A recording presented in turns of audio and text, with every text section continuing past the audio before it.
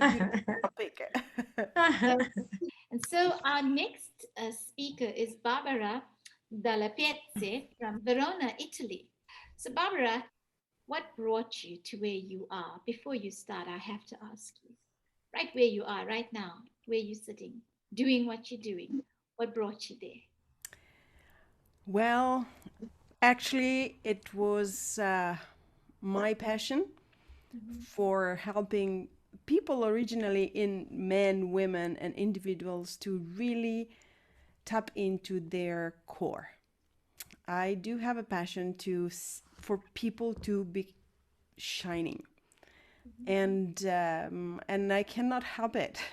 I just whenever I meet somebody, I really see the best in them, and I want to help and bring that even more uh, forward, and so that they can really shine. And so this has been something that it was there for me since I was in my teens, I would say, and it would be very natural for me. And then I discovered that it could have been actually a profession, and I could be a coach and I could help people doing this. And that's how I ended up being a leadership coach and a life coach. And I do help people now to really become who they are fully, fully, fully. I was listening with so much interest, both Georgia and Helen, when they were talking about Georgia. You said being a woman is a journey, and I love that because it is a journey where you really keep discovering who you are and you keep expanding your understanding and the knowledge and the wisdom around who I am, and that was beautiful. And then Helen, she said, become free to be who you are, which is actually what I want to, and I keep doing with my clients now, and especially with women, and voice your truth as well. And in order to do that, we do need to own who we are so much, and we need to be unapologetic, and we need to learn. I think women really, we need to learn how to be ourselves fully. We need to own our story. We need to own our beautiful bundle of differences that each one of us is. And unfortunately, I think that women, we are not used to really embrace the uniqueness of who we are. We do not know how. And the collaboration, the being together, the growing together, it is not something that is so natural for women. I think that in our history, we have been used to protect ourselves somehow. And so allow me to call it teamwork or the empowerment work, the working together does not come so easily for women. I think it is a growth area, and I think that in this we need to really to get better, because then we help each other, and then we can really find who we are, and we can give voice of that amazing uniqueness bundle of being that we are.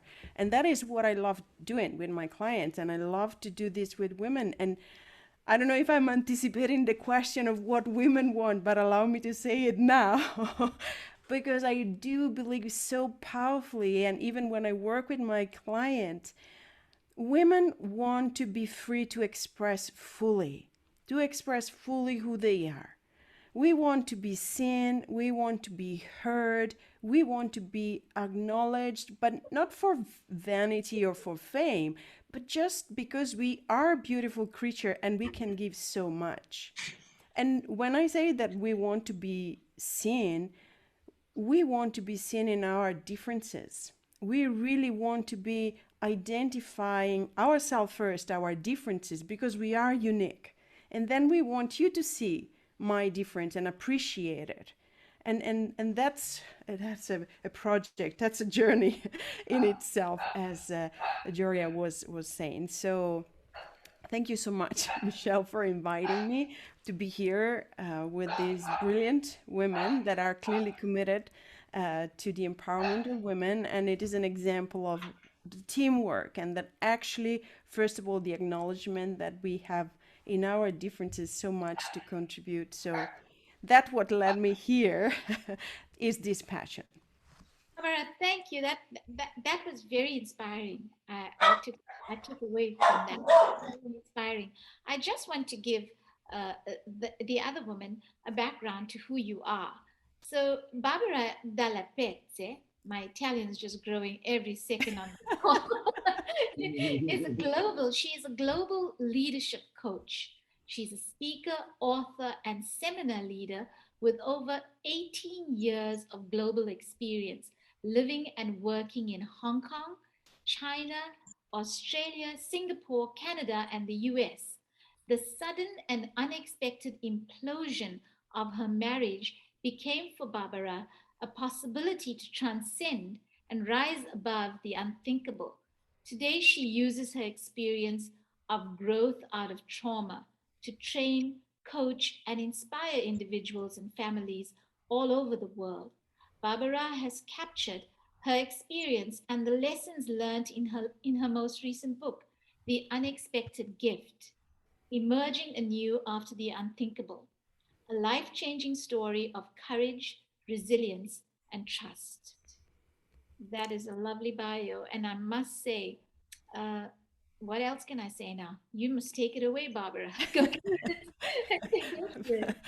Thank you so much, Michelle, for those words. And yes, indeed, I think that life gives us the tools to overcome whatever life throws at us. And my experience is that what we have to face is really what it is our road to become who we are meant to be. The unexpected gift is the story that started with the implosion of my marriage. And when it happened, I was an Italian woman, moved to Asia, I was building my career. I had in my mind a dream of having a family, as I've always seen and learned from my country, my family members, and that for me, that was my future. But everything was taken away in a split second without me being aware of it. And that forced me to really rethink, refeel, redesign, and recreate my life as a woman, my identity as a woman, and my career as a single woman instead of being a married woman in Asia. I was becoming a single woman building her own career in Asia. And I had no paradigms for that because where I was coming from, my story had no paradigms, had no before that I could learn from. And so there was like a really a white canvas before me, and what was before had been destroyed. So my way forward was just step into that future, step into that unknown, and build. And how I did that is the result of the book. And the book is a story that where I share how did I find myself again. Actually, how did I reconnect it with an identity that is constantly evolving and that it is my truth. Speaking of voicing your truth, I had to dig deep. I had to reconsider diversity because when this was happening, I was in between moving and living in three countries. It was Hong Kong, it was China, and it was Australia. And so I had to reinvent and feel again what does it mean to be me when I am constantly challenged inside and out by diversity? How do I relate to diversity and how do I remain faithful to who I feel I am because the knowledge of who I am was gone. And so that was such a powerful process, very painful because it was emotionally painful, and at the same time it was stretching my emotional capability, it was stretching my mind and the ability to learn from different cultures, and it was also stretching my ability to dream dream in have a vision for a future that I had completely to redesign outside of my paradigms. And so I couldn't find, when I was going through this, I couldn't find any book. I love books. They've always inspired me. And I couldn't find books that could tell me, is this story that I'm living possible? Is there a happy ending to this? Is it so hard but it leads somewhere? It was always going into the dark and be the first. And so I decided, you know what, I better write down what I'm experiencing because when you are so much in pain and so much challenged by situations, you do have a clarity of mind, a sharpness of mind that only pain can give you. And so I decided to write down the moments, the key moments of the story and eventually I said, you know what, I think that this might help somebody that might find themselves in a similar situation, because there is how do you overcome love pain, so the divorce, how do you rebuild your career as a single woman, how do you relate to diversity, such a huge diversity, because between Italy and China, mainland China, there is a world, many worlds actually in between. So, and so I decided to write this book, and I'm so happy that I've done that, because the feedback of those who read it is amazing. I didn't expect it. Everybody finds a little bit of it that resonates with them. It might be the diversity and dealing with the Chinese culture by being Italian. It would be working at the university and having those kind of growth and challenges in that environment, bridging what I was researching at the university and bringing it to the business world. And that was another perspective. So I'm so grateful that I've decided to do this. And I'm so grateful that actually it was life that gave me the plot.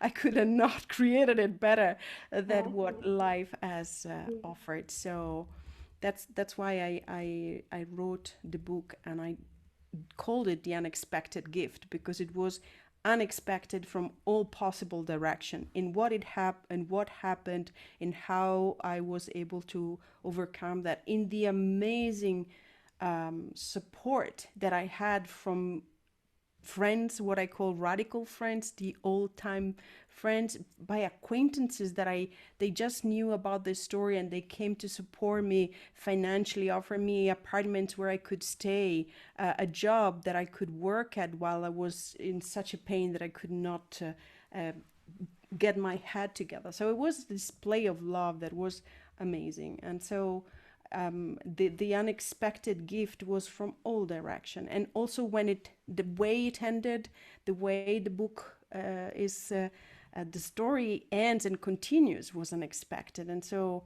it was really a blessing. And since I believe in the paying it forward, that's the first step that I took to do this, and that I continued then on my work. So that was again a long a long answer to your question. That was a good one. Yeah. That was a really good one. You know, you just filled everything, all the details, filled Yeah. the answer to perfection, because it's your story. You own it. There isn't one person on the planet that hasn't experienced some form of pain, Yeah. and it comes to us in different forms. And yours came to you with the implosion of the marriage, but look who you are today. And you Absolutely. are in every way empowering men, women, and children, I would say, from the work you're doing. So that is great, Barbara. And yeah, go on with your presentation. Yeah, just wanted to say that because you mentioned own your story, I do believe that a step for growth and really to contribute to the advancement of women in leadership, all kinds of leadership, personal leadership, professional leadership, political leadership. We do need to learn to own our story, to understand it, to expand it, and do not apologize for who we are, but become capable of who we are. And when I say this, I mean really having the inner strength, the emotional ability to stand up. Because we hear so often, you need to stand up for yourself, you need to fight for who we are.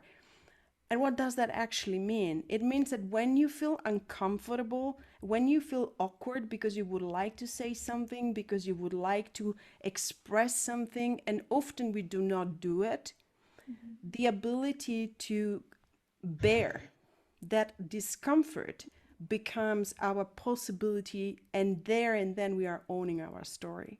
And so I believe that when we own our stories and when we have that ability, inner ability Mhm.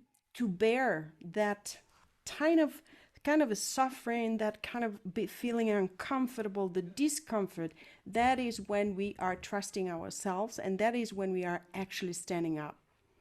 And so then we become capable also of being in boards, because that will make us feel, at least if, at first I imagine, but Ellen, you might say it more, you don't feel like you belong at first. Yeah, what do I do here? Will I be able to contribute? Can I advise? Can I bring something at the table that is of value, right? Those questions or that inner conversation has some discomfort, emotional discomfort, that would often invite us to shrink as women. And it is exactly the shift and the difference is there when we feel that both the conversation from the mind and the emotional response, we need to stay there, and instead of shrinking, maybe breathe and expand. And that's when we can actually bring the novelty, actually bring some contribution of some sort, and then keep that chair at the table, the one we have brought with us, as Ellen would say, right? So I do believe that the first step for us women, for us all, and that is what I also say to the people that work with me, is really turn towards yourself and really, really get to know you. Not the one that everybody is talking about, not the one that you are talking about, not your legendary story about yourself, but really look closely, look deeper, and do reconnect with that profound wisdom, with that profound freedom, and with that profound power that we all have, and we unfortunately have learned to keep at bay and to keep hidden. And I think that now it is time, you know what, let's peel off those layers. And it is time together to empower each other so that we can shine a little bit at a time, because if we shine all together at the same time, that's too much. The world cannot take it.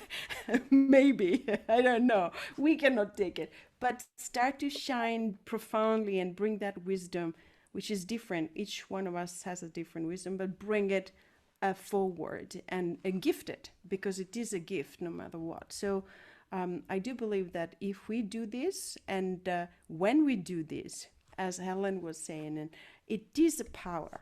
We become so powerful, not because we need to oppress anybody else's, but we become powerful, I believe, in the sense that we create a generative space where actually things can evolve and can happen in a different way, both with men and women. I believe that women need men to fully shine and express themselves, and vice versa, and all in between. So we do need to cooperate and collaborate, and we need to support each other, be sponsor of each other. But first of all, we do need to be able to be fully ourselves, and decline what that means for us. That's powerful. I think that we need to start from there. We need to start from there. Doesn't matter the age, doesn't matter the where we come from, because in the past 20 years I was living all over the world, so I don't identify much as an Italian woman, although I am an Italian woman. I identify myself as a global woman, a woman that goes beyond differences and yet embraces differences, because I need to see differences, embrace them, and then I am free to go beyond them, to meet people at their core. That was my experience. Just one more thing. When I was in China, and I was at the university, I was teaching at the university in the south of China, mainland China. I remember that in order to connect with my students, I really needed to go beyond who I was.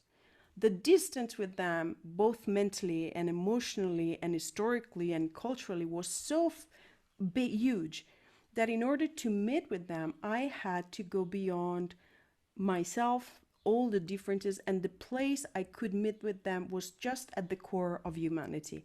If I could see them as incredible human beings beyond their culture, and just my effort was to touch them at the core and be touched in my core as a human being. That was the place where I could connect with them, and that's what happened. And when that happened, it didn't matter if I was Italian and they were from mainland China, or if they were Indian visiting university in China, or if they were Canadian or from the US. The space of humanity was the only one we could actually connect. and that was beautiful. So I think that that was a lesson that I bring everywhere, and it goes for me very well. Well, So that point about diversity, it's so relevant, especially when we are connecting, uh, on different platforms, and as women, it's even more relevant because we we lose the differences. And this actually happened in another Zoom webinar we had on Friday, and we had a lady from Ecuador, and she was talking about her culture and how she was expressing how women in her culture, uh, you know, are very loving, but to the point where people start taking advantage of the fact that you are loving because you just want to please everybody, people please. And she says that is so strong in her culture. And then I said, but that's in my culture too. We want to please everybody. You want to love and please everybody.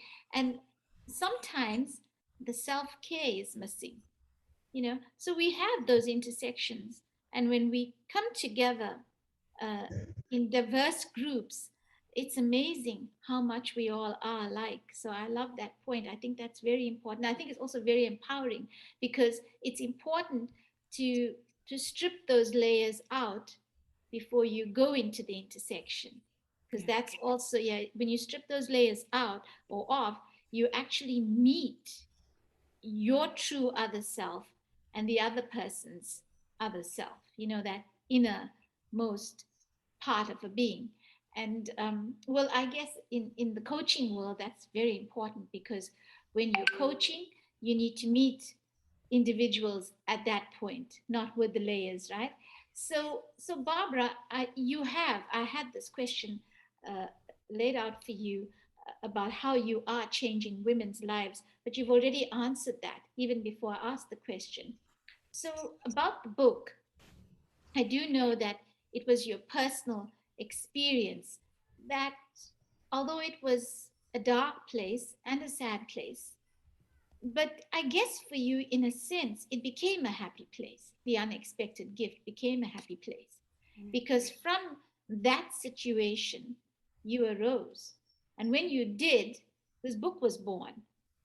And so, well, I was going to ask you, why did you write your book and what inspired you? But you answered that. So, you know, you did. And that's actually quite interesting because most people want to write from a happy place. But some of the best books I have ever read were from a sad, dark place. And well, good on you for coming on that journey. one note on this point, because it did, what triggered the desire was the challenge of overcoming the dark place that the event threw me in at first. But what I love particularly about what I wrote, but also about my story, is that somehow I was blessed with this desire not to stay there. And in fact, the book is a how do I transform that? How do I transform that dark place, and how do I transform myself so that I start from not a happy place but a generative space to emerge? And that's what life blessed me with. And of course, it takes a village, right? So it was me, it was what I was really looking for.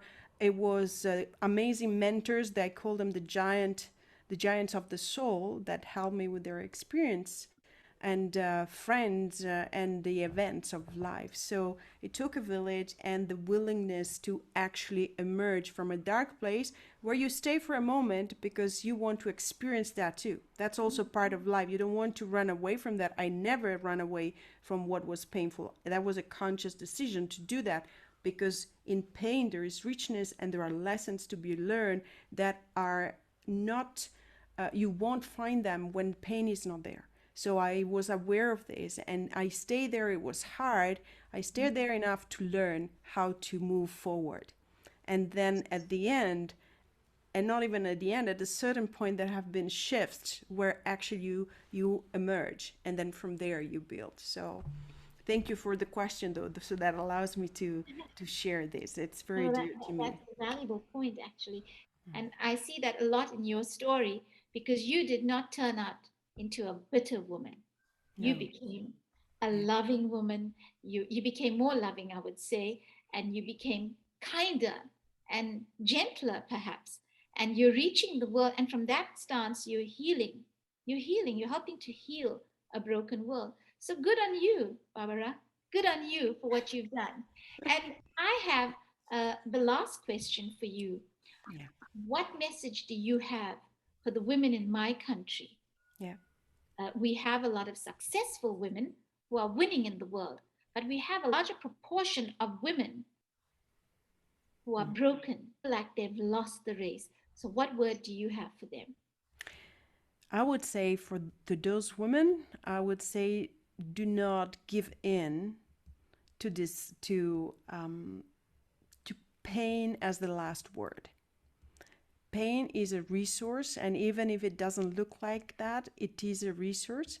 So just trust that you can go through it. And while you're doing this, reconnect with that inner wisdom, with that inner strength, power, and resources that we all have. And nobody can take those away. Nobody can take those away. And so, even if situations are so difficult and it seems like nothing is working and there is no hope and life is disappearing as you have known it, and it seems like there is no future, don't believe that. That is not true. That is not true.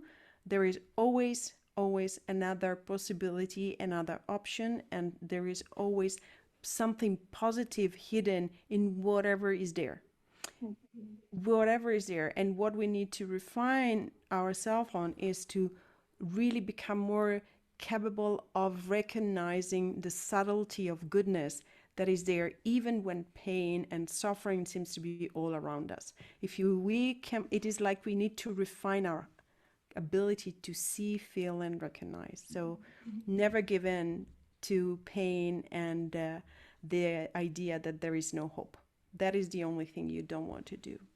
Barbara, There is thank always hope. you. Thank you very much. It was lovely. And I'm just looking at the chat. I'm seeing that Helen needs to check out. Helen, that is fine. Thank you for staying so long. And I'm sure everyone in the group is honored that you stayed this long. We know how busy you are. Thank you very much for coming, and we are totally honored. Whoops. I am delighted. Am I muted? Can you hear No, me? no, we can Oh, hear you. okay. I am delighted to be with you. I will be on for about another 8 or 9 minutes, and then I'll have to Okay. leave. Thank you No, all so very much. thank you, Helen. And back to you, Barbara. Thank you for coming along and just sharing your story and just those empowering words for all the women here and the women of South Africa who will watch this broadcast. Thank you very much. Georgia, can you? Georgia's on the chat. Okay, Georgia, I'm just checking your message. I want to read it out. Can you ask her what topic she was teaching in China? Okay, Barbara? Yes. So I was teaching three very interesting topic. One course that I called the soul and life and the soul. And I was teaching students. I was teaching philosophy and the philosophy of feeling free and be free. I was teaching emotions, and I was also teaching, believe it or not, monotheistic religions. And from a cultural perspective, how do we understand that? So there were three topics that I chose to teach because teaching those topics in China to me meant really to be able to connect with the students at a very deep level. And while I was teaching in China, I was working in corporations and I was bringing what I was learning. I was working in corporations in Hong Kong as a leadership coach and consultant. And I was bringing my discoveries in that culture into corporations. So, how do we connect? How do we speak about the unspeakable? How do we have difficult conversations? Because talking about religion in China was not an easy topic. Talk about freedom of thinking and of speech in China was very challenging, and teaching students to think about the soul and to express their emotion in a setting where they don't want them to think or feel in that way was really empowering for me, and was such a rewarding experience. Very difficult, but very rewarding at the same time. Thank you, Barbara. Thank you so much. And Georgia, did that answer your question?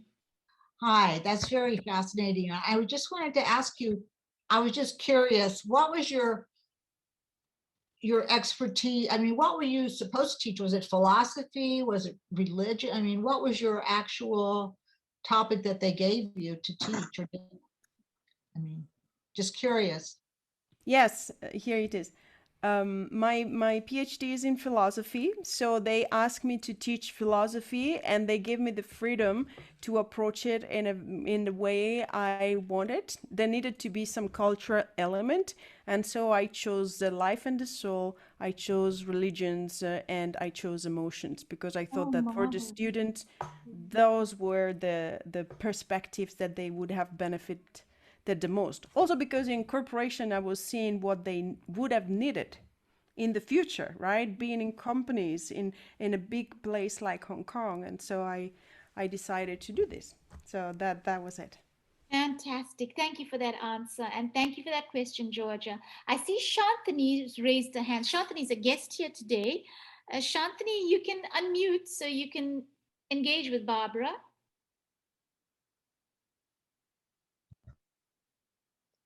Shantani is beaming in from Dallas, everyone. I thoroughly have enjoyed the program. I was really touched by Representative Helen Gettings' powerful comments about women and the collaborative efforts that we can make. And I love the fact that she talked about bringing a folding chair. And what an impactful comment for all of us who are first in many, many ways. But it's the next person that comes after us that continues the voice of the woman. Well, being a voice of a woman here at the hospital, I'm going to have to chime out. But I thank you, ladies, for your expertise and for inviting me to be a part of the recognition of South African women. And from America, we bless you today. Thank you. Thanks for that, Shantani. Thank you very much. Appreciate that. Thank you for coming on the call. I know you're at work.